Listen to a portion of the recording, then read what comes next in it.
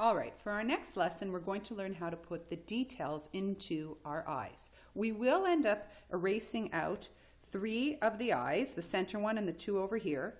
We're not going to do that yet though. What I want us to do is go to the next page,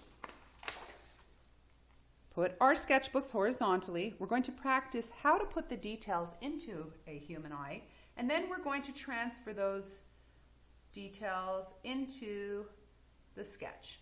So what I want us first to do is just practice by creating one large almond-shaped eye. If you notice right now, what I'm doing is I'm curving this one a little bit to create a tear duct. My eye is very lemon-shaped, and I'm going to sketch it a little bit darker just to make sure the camera picks it up. You do not have to do that.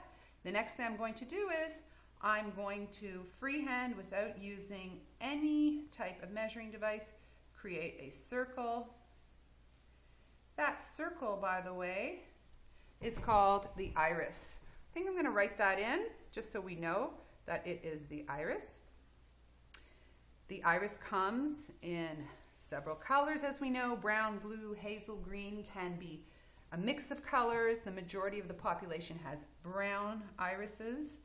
In the center of the iris, we have another circle, which is black, and that is called the pupil. The pupil has a tiny hole in the center of it.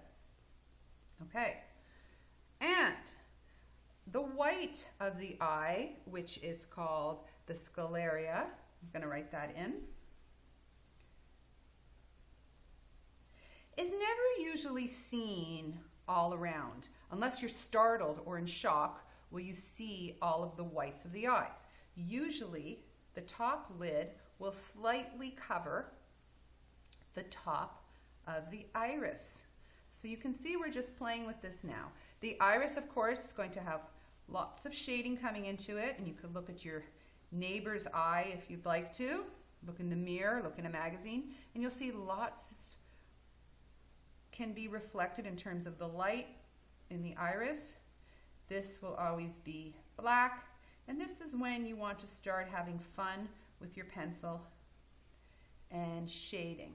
You can use a 4B at this point or a 6B. That's really all you need. The eyeball itself sits in the socket, so we can create that as well.